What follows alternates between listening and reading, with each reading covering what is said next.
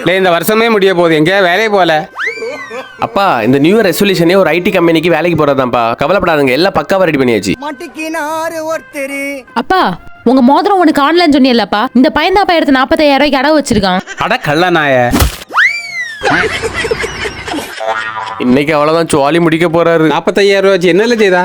சொன்னேன்லப்பா new இயருக்கு course சேர்ந்திருக்கேன்னு. ID கம்பெனிக்கு course சேர்ந்தது இருக்கட்டும், லேப்டாப் யாருப்பா வாங்கி கொடுப்பா? அப்பா லேப்டாப் ஃப்ரீயா தந்துருவாப்பா, ஒரு பைசா கொடுக்காண்டாம். அப்பா இப்படிதான்ப்பா படிச்சு முடிப்பான், அப்புறம் வேலை தரேன்னு சொல்லிட்டு உங்க சொத்தெல்லாம் அழிச்சிருவாப்பா.